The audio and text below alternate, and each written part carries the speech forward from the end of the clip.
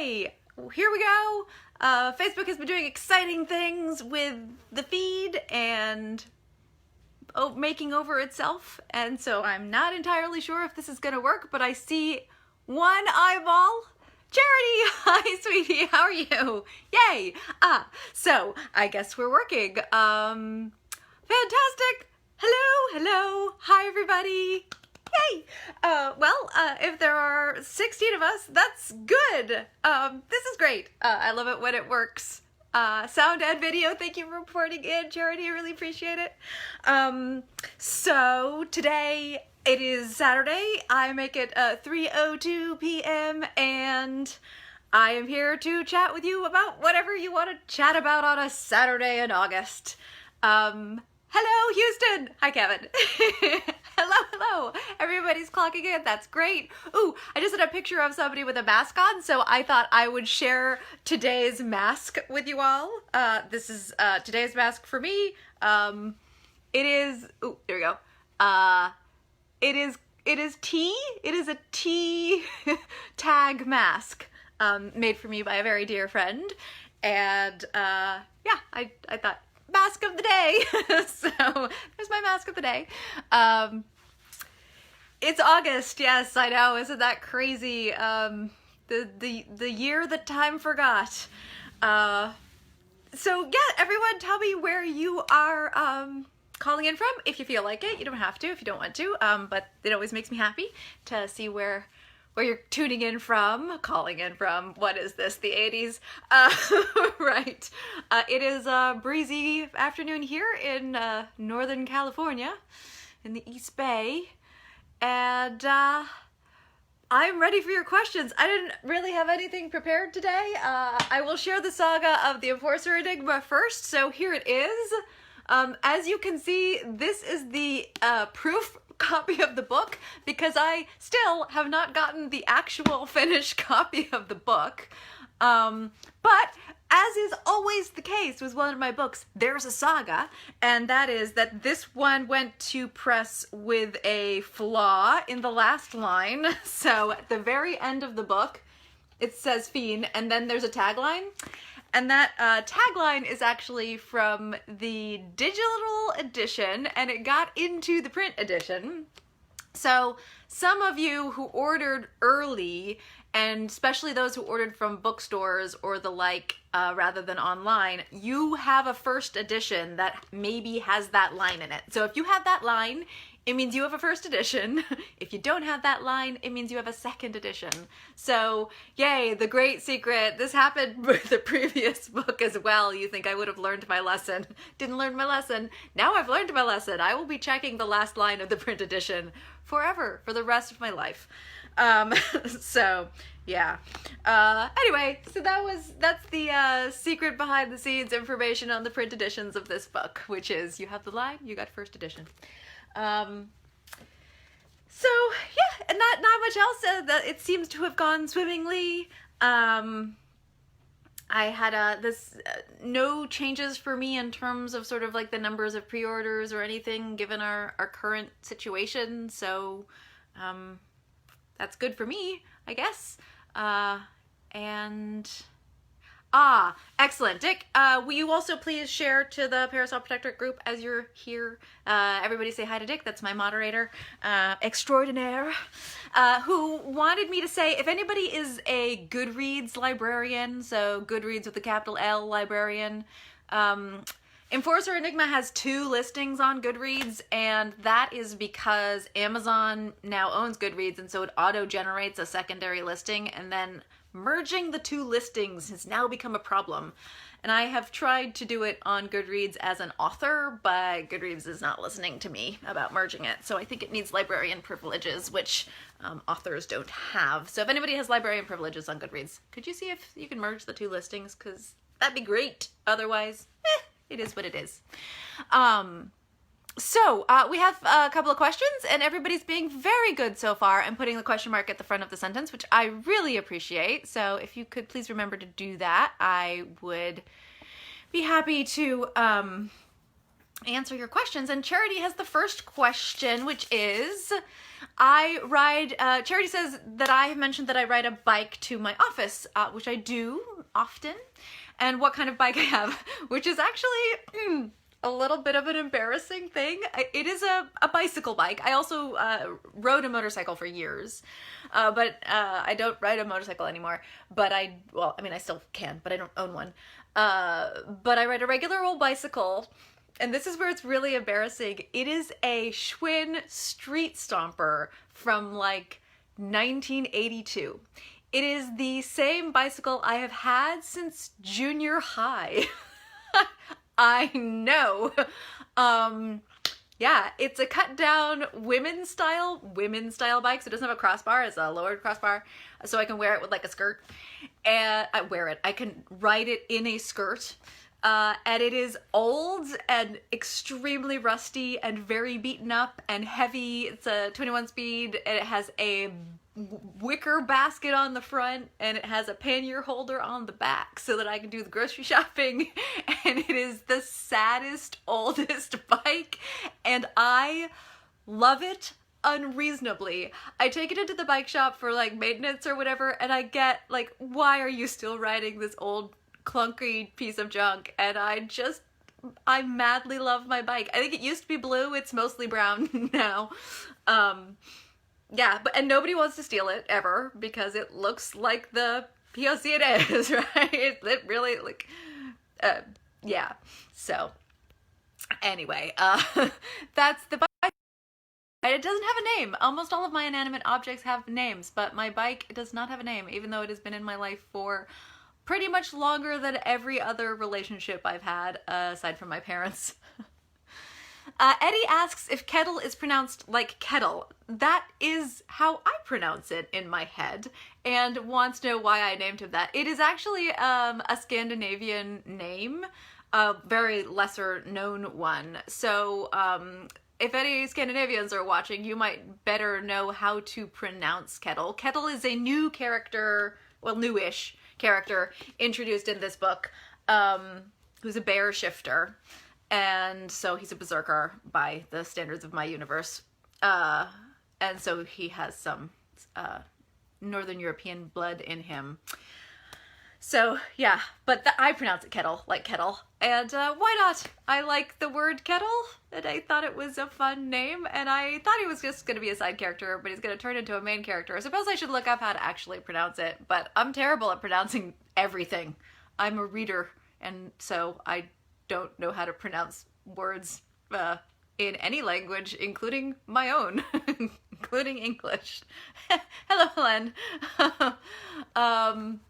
Angelica wants to know if we have a Heroine's Journey, any Heroine's Journey news or updates. So Heroine's Journey is my nonfiction book that is coming out in October. October 1st is its official release date. It is up for pre-order in digital, and I just ordered a proof copy of the print edition.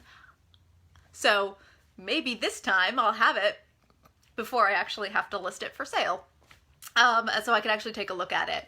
And that's because the digital in nonfiction, the print edition and the digital edition are completely different looking because, you know, nonfiction needs to be accessible in the way it's laid out on a page in the way that fiction does not. So I had to like really thoughtfully put in like spacers and breaks and, you know, make it much more intuitive in a print form. It's actually quite a fat print book, as it turns out, even though it's not particularly long in terms of numbers of words. It's about a 300-page print book, and it'll be this size and style of book again. So, you know, it's I'm not doing a hardback edition or anything like that for the nonfiction, at least not at the moment. It's just not available for pre-order in print because the book system as currently is set up doesn't allow for that. But it will be in print, and I will try to release the print edition at the same time as the digital edition. And the two are, you know, what's the word? Aesthetically different, even if they're not content-wise different. And October 1st is that date. Eddie asks if I will get a Latino character in one of my books. I'm not opposed to it at all. Definitely a possibility, especially in the San Andreas books, since they're set in the Bay Area. yeah, that would be awesome. Maybe I'll do that for the next one. Yeah, that'd be cool. And I even speak a tiny bit of Spanish, so I could not mess that up. Although it's me, I can mess everything up. I'm always messing stuff up. Lavender wants to know what I'm drinking this afternoon, and the answer is water. I'm still, for those of you who get the Cheer Up, which is my newsletter, you know I've been like battling being pretty sick recently, kind of off and on, and I thought it was an allergy, and it maybe still could be sort of adult onset, like intolerance allergy thing, but my stomach just is, I used to have a stomach of iron, you guys. Like I used to literally eat everything. Like I had this sort of policy that like I'll try it, and then if it's not good for me, I'll throw it up later. No, sorry, it wasn't that bad, but I really do like to eat all different kinds of foods. But lately my stomach has just been so mad at me about everything I do, which has resulted in like a couple of days of just fasting, you know. And my crazy hippie parents were like, oh, that's good. Fasting is good for you. And I was like, probably not actually that good for you. But turns out enforced fasting, great way to lose weight. So I'm still trying to figure out what's going on, and that one of the things that I cut out kind of right away was alcohol, because alcohol upsets my stomach at the best of times. I'm just like, I've never been a big drinker, despite what I say, and you know, all writers being alcoholics. I'm a terrible lightweight, and I'm not a big drinker, so I haven't been drinking any booze recently at all, despite that being the accepted way to survive lockdown. Yeah, honestly, I'm fine. I don't miss it. It turns out that what my body really wants me to eat right now is mostly fruits and vegetables and lean proteins, which it turns out is really healthy and really good for you. So, that's mostly what I'm eating. And, I was raised a vegetarian, like, you know, pretty, like, you know, mostly vegetarian and mostly, you know, low dairy and stuff like that. So it doesn't really bother me to do that. And especially right now when I'm not traveling at all. So like the urge to try new foods and eat everything I can isn't there, because I'm stuck at home anyway. So, and I live in Northern California, where it's really easy to sort of control diet. Jennifer wants to know how many more Delightfully Deadly novels can be expected. I don't know. I'm working on the third one right now, and I can imagine at least 2 more, maybe 3, but I don't know for sure. But there's definitely going to be a third one. So Jameson wants to know if there could be a picture of my very beat up sad bicycle and a poll to name it. If I remember, sure. That's fine.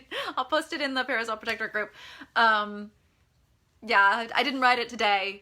I brought the car in because I have too much stuff when I do lives, too much gadgetry. But yeah, if I remember, I'll take a photograph of it. I don't think I've taken a photograph of my bike since digital photography existed, actually, now that I think about it. I don't think I have a photograph of my bike.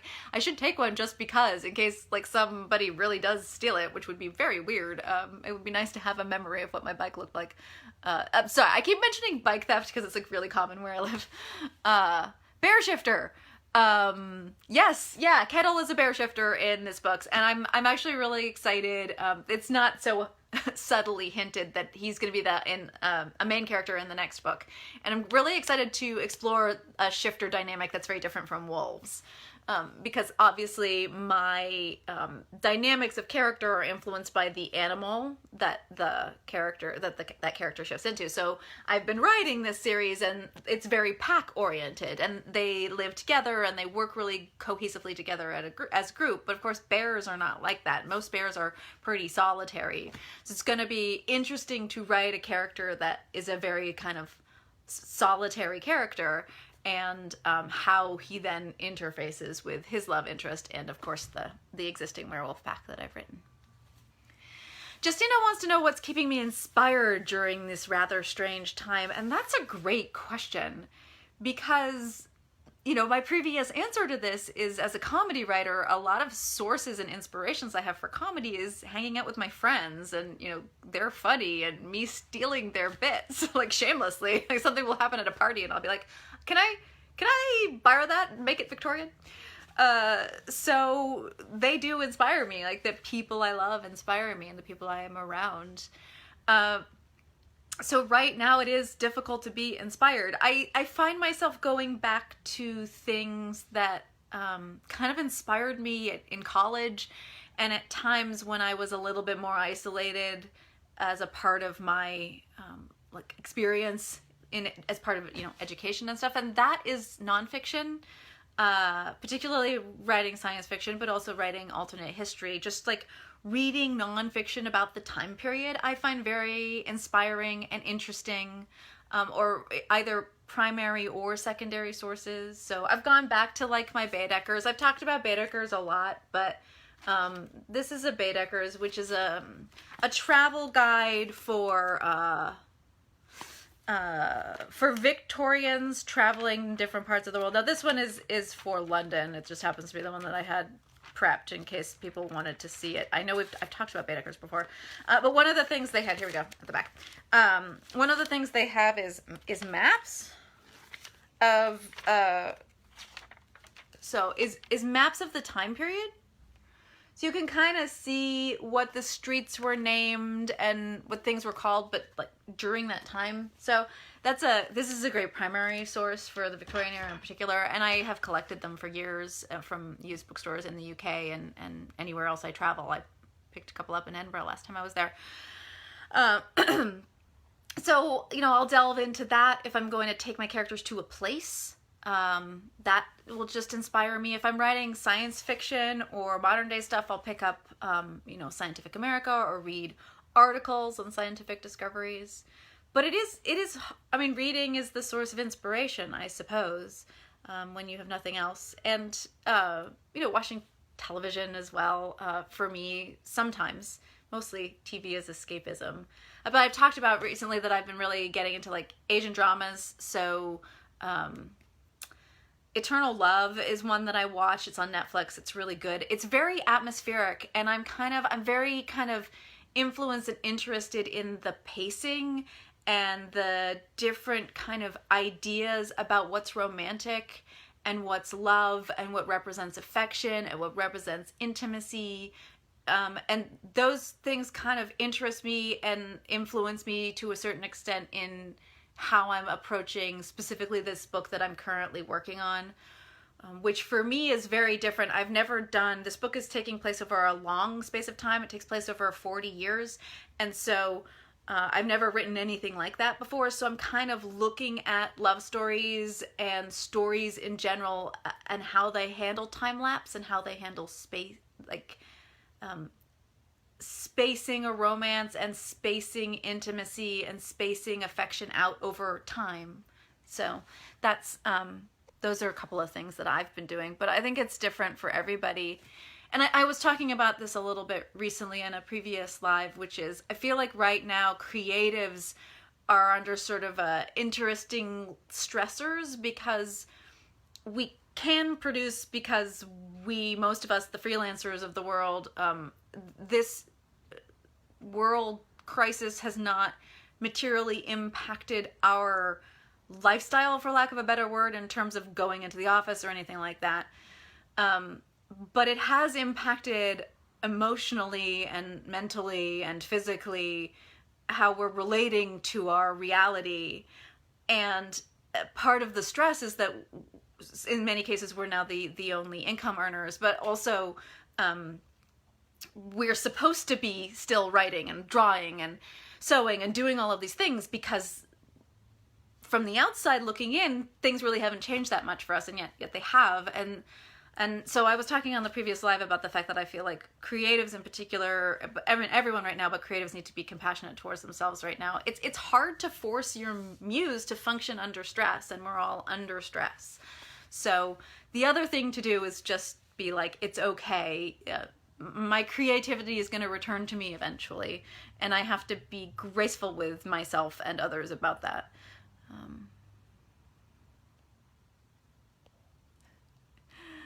Eddie asks if Lord Akaldama is friends with Mana. I feel like they're friends. Very likely.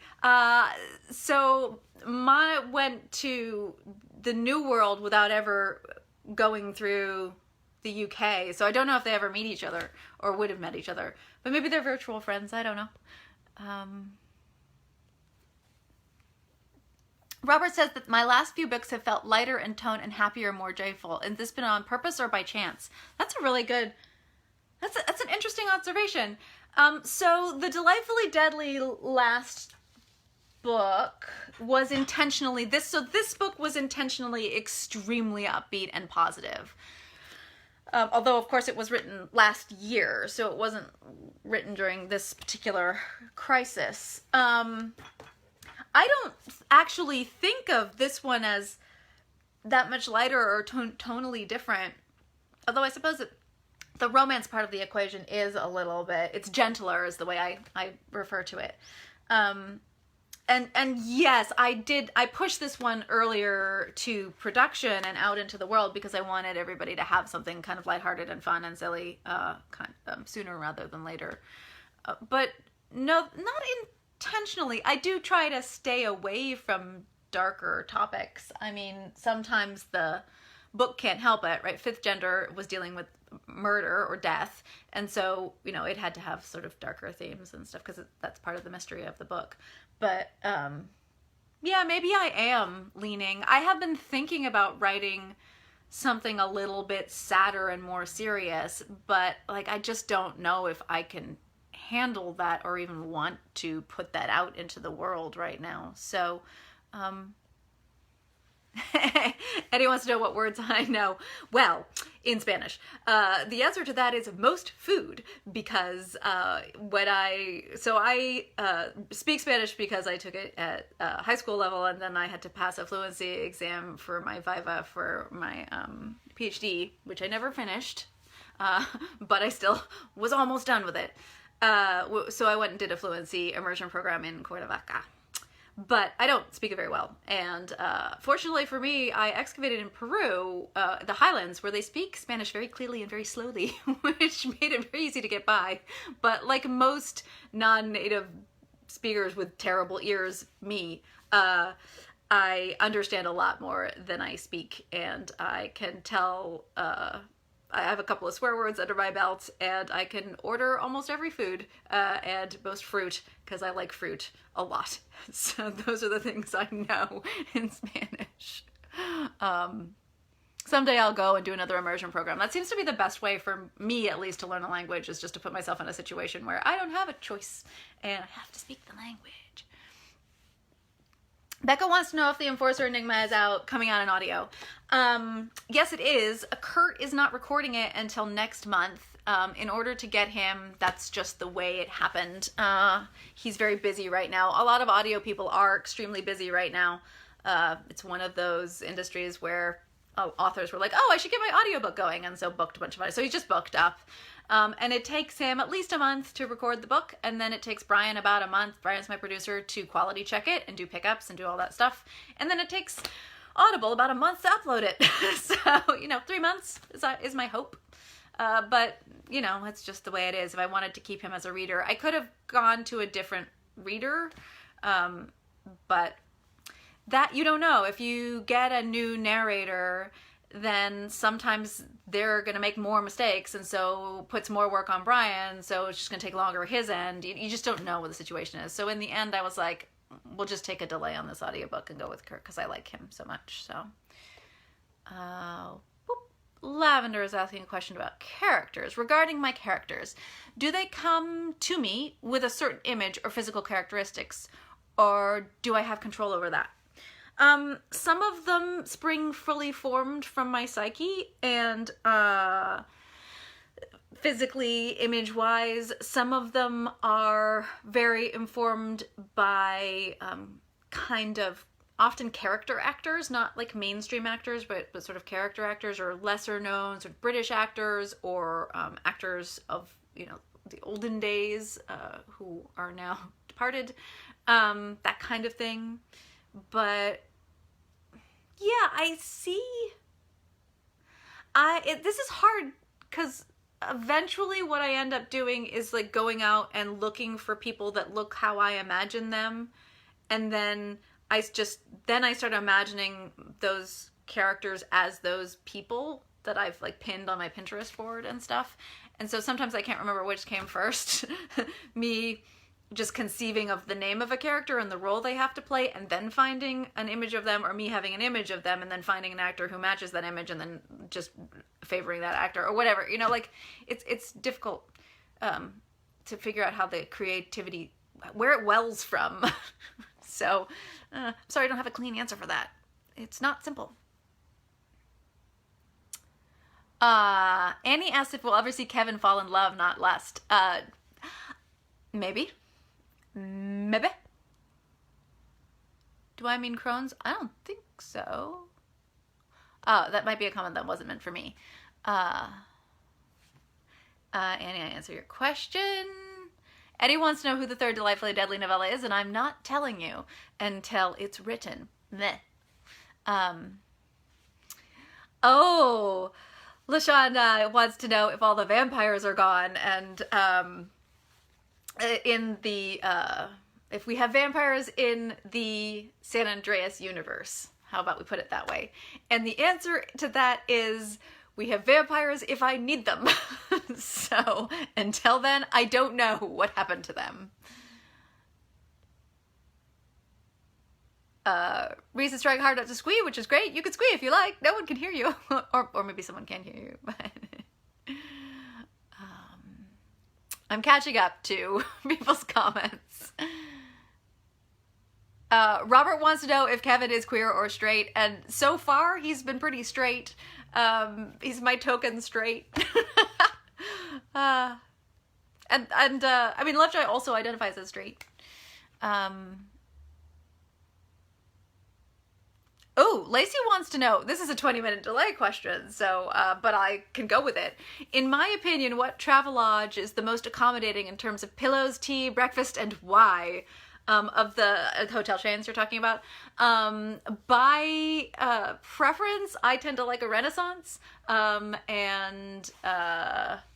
I actually don't mind the chain hotels in general. At least I know what to expect when I'm staying at a chain hotel when I'm on like a book tour or something like that. And I travel with my own tea, so most of the time all I have to do is get hot water. Sorry, I just realized I might have lipstick on my teeth. Whatever, you guys don't care. I don't care. So that was the answer. Sorry, I don't have a strong opinion on Travelodges. When I write steampunk, do I write using UK English or US English? Avery asks. Kind of both. So my mother is British, and I was raised with her reading to me and on like British television to a certain extent. I didn't really have a TV after about age 8. And then, also British literature, children's literature, like Wind in the Willows and stuff like that. And then I was also shipped away to my grandparents every summer, or often in the summers. And I also did a little bit of school there in the UK. And then so I've dual citizenship. And then I did various laps of higher education in the UK as well. So what the end result of that is that my semantics and somewhat my sentence structure is often quite British, and occasionally, even when I'm speaking like this, I insist on certain British words like basil or vase or bath. And it just is because of the way I was raised. But my spelling tends to be American because I was mostly in the American educational system. But my spelling is straight up atrocious, no matter what. It's really, really bad. I desperately need spell checker. It keeps me alive. And writing. I don't know that I could be a writer if there were no spell check. And that I blame in part on being a speed reader. So I don't really read words. I kind of just see shapes of words when I'm reading. And so I never learned how to spell anything. So yeah, so when I turn in stuff to traditional publishing back in the day, it would be this weird mash of like kind of American, kind of British, sort of Victorian, and so my traditional publisher Americanized me, and then for the first series, and so that's all in Americanized Gail's Anglo-Americanish, whatever it is I write in. And then in the Custard Protocol series, I got anglicized. So then we swapped it over and anglicized those books. So those are all British English, mostly. With the exception of the word ladybug, which is ladybird in the UK and just confuses everybody too much if it's so I've always changed that one word back and forth. Yeah. It's very, like, most of the time what I try to do is make it so maximum comprehension is reached. And so if there's too much conflict over a word, I will abandon that word and pick a third word if at all possible, if I realize that there's conflict. You know, like certain words, certain architectural terms are just like story versus first floor versus that kind of thing. It's just too incomprehensible between the two. So I just come up with a different way to say it so the comprehension occurs across the pond. These ones are American, and I just get my copy editors I have a copy editor and a proof editor, and just to make sure that they Americanize me as much as possible. But occasionally my sentence structure and semantics are still a little bit British. And then these guys I now also mostly Americanize in terms of spelling and all that sort of thing, because it's just easier in terms of finding professionals to edit me to keep it in the US, since that's where I'm based out of. Sarah wants to know if Triss has any further adventures. So that is referencing, look, I actually have my book sitting next to me for a change. That's referencing this book. And I have the idea for a second book, which would feature Triss and Dre again. But I just haven't written it. I just don't have time at the moment. But I definitely have a good idea. Eddie wants to know if we will get a new universe from the Parasolvers. Well, there's this one. That's a completely different universe. Literally, universe, which is the Tinkered Stars universe. That's my sci-fi. I'd like to write more in that. I just don't have the time. I would like to write, I have some other fantasy, kind of high fantasy universes that I'd love to write in. I have a couple that I really like. If you want to Google it, there's a blog post from last year called 16 Projects That Gail Could Write, which includes a bunch of like other stuff that would be outside of the Parasol verse that I would love to write in. But I just, it's kind of, I'm writing what I'm interested in next right now, and right now I'm still playing in the sandbox, but I don't rule out anything, of course not. Hi, Rachel. Rachel put a question mark at the beginning of her greeting. Avery asked, when I write my steampunk stuff, oh, yes, we got that one. I answered that. Good, great. That's the spelling question, spelling/semantics of English versus American. Reese wants to know if I've done any self-care during this pandemic. Well, I instituted a couple of kind of new self-care policies before I started this, like, I take what I call a brain break, which is one work day a month where I take the whole day off and I just allow myself to do nothing and let my brain rest. So I've started doing that because I'm a bit of a workaholic. But, like a lot of my self-care things are travel self-care because I love traveling so much. I like to go away to new places, and I'll do like an event, and then I'll stay in the hotel a little bit longer and, just enjoy having a bathtub and a hotel room and that sort of thing. So a lot of my self-care things I sort of would stack on other forms of travel. And so I haven't been doing those. So maybe you're right. I should be doing more self-care. Everybody should be doing more self-care. But I'm fine. I'm not too perturbed about it. Whatever. Helen asks, why the name Bumber's Nude? Oh, Helen has been reading the Finishing School series. Well, Bumber Shoot is is a slang term for an umbrella. So Bumber Snoot just struck me as a very funny name for a long schnauzed dog character, right? Because he's sort of long and sausagey, kind of like a, shaped, right? So sort of like a rolled up brolly, I was thinking. And I just thought it was such a fun word to say. It was just a fun word to say. It slips off the tongue. Bumber Snoot. Jessa wants ghosts! Goat shifters! Jessa wants goat shifters! Oh my god. Is that a callback to, like, way early Gail? Because I used to tell a joke about how funny goat shifters would be, because they would, like, what will they do? Like, it's a full moon night. You shift into a goat and, like, ooh, oh no, so scary. They'll break into your house and eat all of your shoes, which, if you're me, is very terrifying. That shoe collection is the work of many years. But so far, one of the conceits of my universe is that it's only omnivores and carnivores that are shifters. Even the Kelpie is a meat-eating horse, water horse. So, or at least somewhat meat-eating. Demon horse characters. So I haven't really delved into although I suppose goats are sort of like omnivores. They do eat a lot. So I just haven't thought about it yet. Goats would be funny. I identify very closely with goats, being someone who likes to eat everything. Anyone wants to know if I've been to Costa Rica? I have not been to Costa Rica. I was going to go to Costa Rica last year for a writing retreat, and it just never materialized. I was all ready.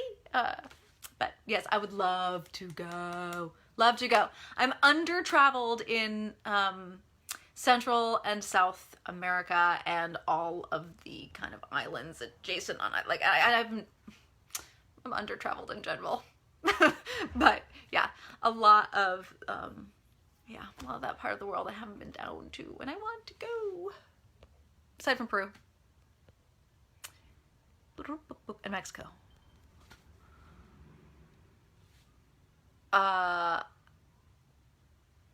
Annie has a question or a comment. Kevin bringing a girlfriend to the pack house.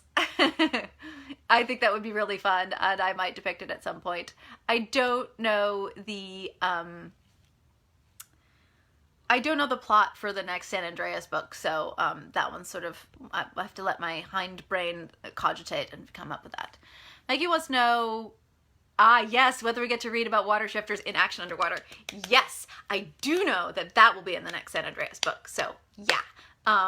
In fact, I'm getting more and more interested in the water shifters, so we'll see. There might be some spin-off water shifter stuff for that universe, because I am a big fan of being underwater. It is one of my favorite places to be, so yeah, I'm excited about that. Hello, Willow. What's my next project? My next project is the third Delightfully Deadly book, the book that comes after this one. But I haven't announced officially who it features or the title, because the title would partly give away who it features. So, new shifters in the San Andreas, probably. I can't seem to put shifters down. I keep having more shifters. So, like vampires, if I need them, they will appear. The illustrated edition of Soulless, so that was a bargained one-off between me and my publishing house, and I don't know that we will get more of those. I would love that, but I don't think there's been any interest their end. And frankly, traditional publishing is in a very strange place right now, and likely to stay there for a couple of years, so I don't know. There will be more subterranean editions. Those are the hardcovers with the glossy inlay cameos. So I am planning on eventually doing more with them, so long as they're still around, which they seem to be doing fine. So, but I mean, nothing concrete. That's just speculation. But yeah, but the illustrated, I think that's probably a one-off. I don't know. But the publisher hasn't shown interest in doing more. Am I left-handed? Oh, yeah, that's because the thing is flipped so that the covers show properly. No, I'm right-handed. Sadly. Moving on. Annie wants to know if the San Andreas Shifters have to shift on full moon. No, it's a lot easier for them in general to shift. So, you know, post supersaturation, when the quintessence is like scattered throughout, it changes the nature of how easy and hard it is to shift under, you know, UV light and that sort of thing. And also whether you're compelled to or not. So the rules of the game shifted when the world changed, shall we say.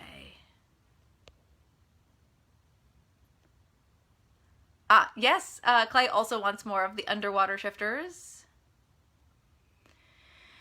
Katerina wants to know how many shifters there are in all your series. How many different kinds? Oh, there are lots. So it would be hard to count. I'm sure there maybe is a count somewhere, possibly on the Wikia, but yeah, because I keep you know, reading mythology and, you know, finding a new legend of shifting or blood sucking or cadaver eating, you know, and I'm like, oh, that would make a great, I'm gonna steal that for urban fantasy. That's mine. Jackie wants to know, have any previous archaeological digs influenced my books? So yes, most of my excavations, she pauses, wait, pause. A lot of my excavations have shown up in the books or references to them or whatever. So Blameless Alexia visits the Etruscan excavation. That was my first site. Competence, the crew visits the Peruvian excavation. That was my last site. Never visited my Syrian excavation site. So that hasn't made it into the group because I'm sort of sad about that one since it's no longer exists. So I don't really like to think about it. And then I've never taken any characters to any of the Romano-British sites that I was affiliated with in the UK. But I have a plot. I have a really strong idea for a book for those sites, or a version of that site that I would love to do. So yeah. And then I've visited a couple of excavations that have been in or haven't been in. Anyway, anything's fair game as far as I'm concerned, but most of the ones that I worked on have shown up in some, like, physically worked on for a long period of time, have shown up some form or another. Is there a particular time frame in which supersaturation happened? Yeah, it's referenced in the San Andreas books. And it is, 1915? Something like that? It is a specific point in time in World War I that caused supersaturation. I chose a historical battle time period and then morphed it into an airship battle as well. Have I read T.J. Klune's Nude book? No, I have not. Cerulean Sea is the last book by him that I read. Oh, hey, and it's 3:45 and it looks like I've reached the end of the questions. Yes, that never happens. I'm feeling very successful about that. Yeah, I mean, I can talk a little bit. So I have been really struggling to read fiction recently. Again, it's one of those things that, you know, strange times, strange stressors, my brain is being influenced in weird ways, and one of the ways it's been influenced is I just haven't been feeling like reading fiction. So I've been reading a lot of nonfiction, and I've been watching a lot of dramas and comedies, just to sort of try and let my brain want to read again. It's weird, but this has happened to me before. I've been through phases in my life where mostly I'm a chronic, like, heavy reader of fiction, and then I've been through phases before when I just haven't read fiction for a couple of months or even as long as a year back, especially back in the days when I was sort of working on my PhD and stuff. So don't worry, I'm sure it will pass. This too shall pass. But at the moment, I just haven't been reading much fiction. None, really, which is crazy. Got a few more questions. Eddie wants to know if the Singapore person who I promised the competence seemed too happy with it. So, yeah, for those who don't know, one of the reasons Singapore showed up in the beginning of Competence is because I went to the Singapore Writers Festival and I fell totally in love with Singapore. I love it so much there. And So I did a ton of on-the-ground research into because I was writing the Custer Protocol series at the time, so I did a lot of research into what Singapore was like historically. I went to the National History Museum and all that sort of thing in the 1890s, and I was like, yeah, I'm probably going to stick this into a book. And then I love the story, so I'm just going to tell this story.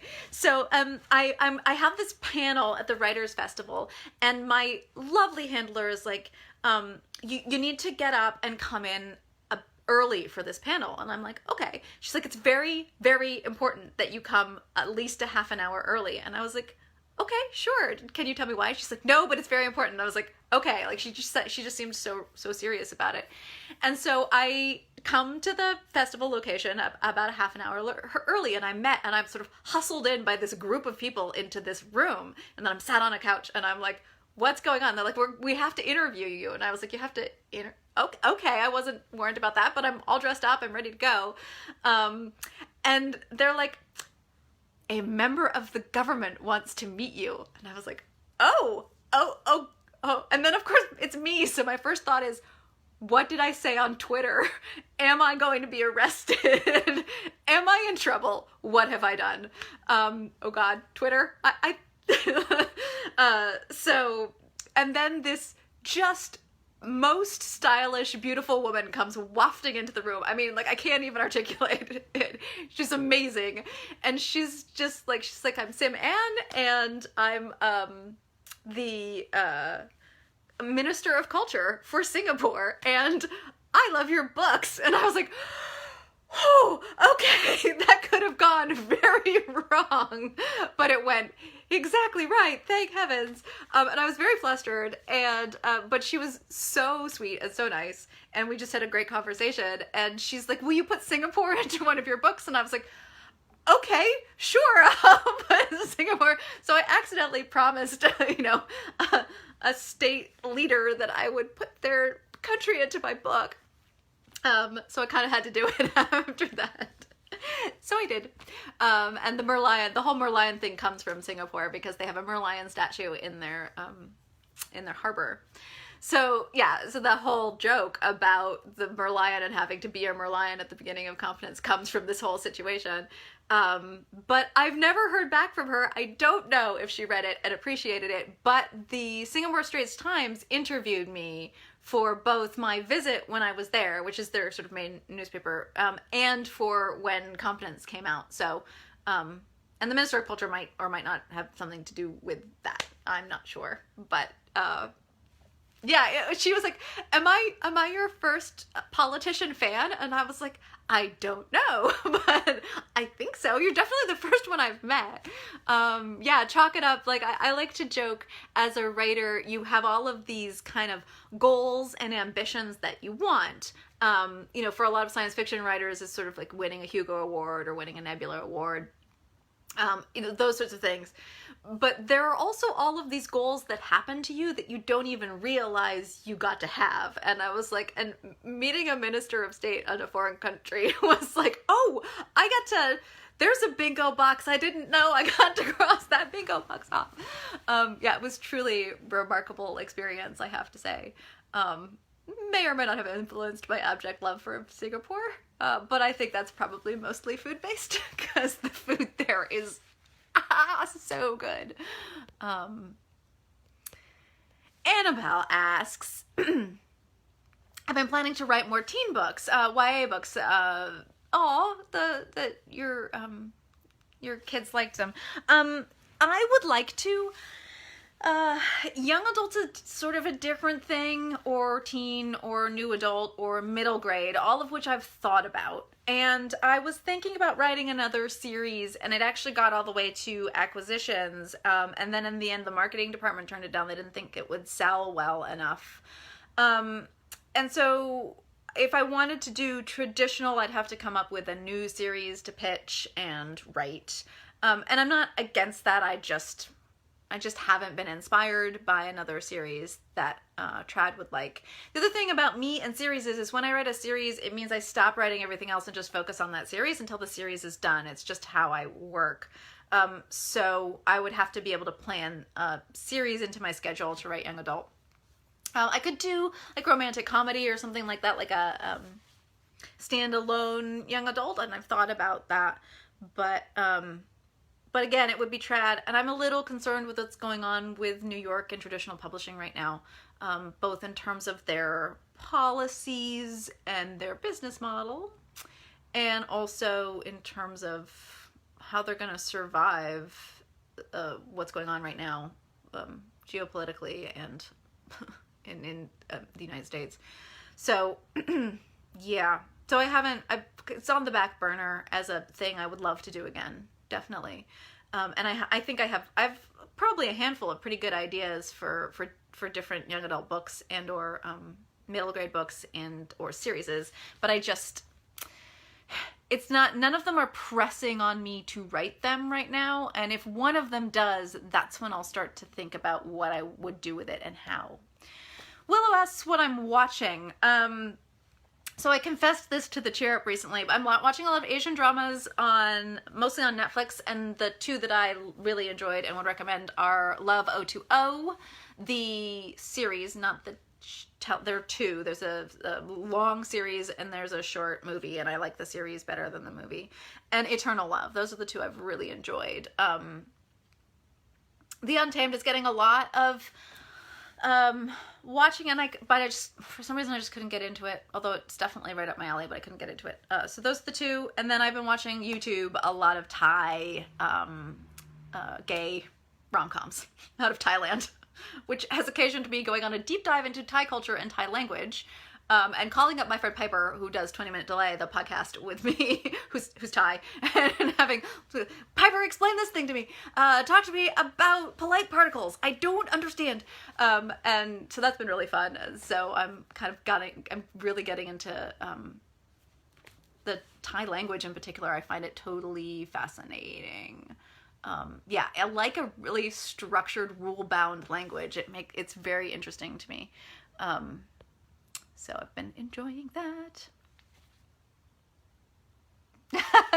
Stephanie asks where Judd's spectacular inner monologuing expletives come from. So Judd is an old, well-traveled werewolf in the Enforcer Enigma, and so he has picked up swear words from all over the places that he traveled and the times he's traveled in. And so that was really a really fun way for me to add this sort of little nugget of characterization. So I kind of looked into, there are fun ways to find swear words, but there are some court cases online from different time periods, and especially if you can find one that involves sailors, they will put the swear words that were being used in the court cases, the transcriptions. And so I will go investigating those and steal swear words that way. So I know that's a weird answer, but that's kind of what I did. So Judd uses some, London, kind of late turn of the century London swear words, and then some Scottish ones, and then I jump over to Canada, to the sort of Toronto area, and I stole a couple of swear words from the 1920s, 1930s, from Canada, and then just some older American swear words as well. So yeah, that's where swear words came from. And that was partly because I allowed myself to be very blue and use just regular swear words for the younger werewolf characters who populate the first two books in that series are all youngsters. Basically, they're just modern people. They don't have much ancient history, and so I could just be as blue as I wanted to. And I did that intentionally, especially in Max, who's the main character in the Sumage Solution, has a very foul mouth, and that's intentional. So this book opens with swear words. Not good bad swear words. And I did that on purpose because I wanted readers to be alerted right away that this was a very different style of book from what I would normally write. Because I didn't want the wrong readers to be reading those books, the people who would be easily offended. So I just used them right off the bat. But by the time we were at the third book in a series, you can be way more experimental with presentation in terms of, because most of the people who are going to pick up and read that third book have read the first two. Although you can read that book without having read the first two. Rhonda wants to know if I have new steampunk series on the horizon. Not at the moment, no. Oh, Lavender asks, sorry, Lavender, I didn't finish that, did I? When I was talking about young adult, middle grade, and new adult slightly different, and it's a developing category, so, but young adult and middle grade, yes, I believe personally that it is much harder to do independently. Yeah. And that's because, under normal circumstances, schools and libraries are a huge portion of the market share for those two demographics. And it's very difficult for an independent author to get into schools and libraries without a traditional publisher. So it's just harder to get to an actual teen young reader audience. However, there's many adult readers who read young adult books. But yeah, so that's one of the reasons I, at this juncture, wouldn't do them indie. I just think you need the muscle. It is possible. Don't get me wrong. I know people who have been successful, but it's just different. It's just a fight I'm not sure I'm ready or really willing to fight. I'm very much enjoying writing for the adult reader market at the moment.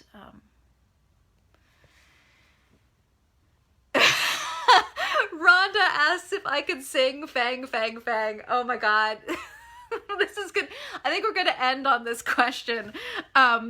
So this is not, don't worry, this is not a spoiler of Enforcer Enigma, but there is a there's a country music concert which made my comedic author soul so happy to write. That's probably my favorite scene of the whole Enforcer Enigma book, which is Lexi Blanc, who is a werewolf country music singer, which is a joke within a joke within a joke for those who, and I'm just going to leave it at that, comes to Marin to do a concert at the amphitheater on Mount Tam.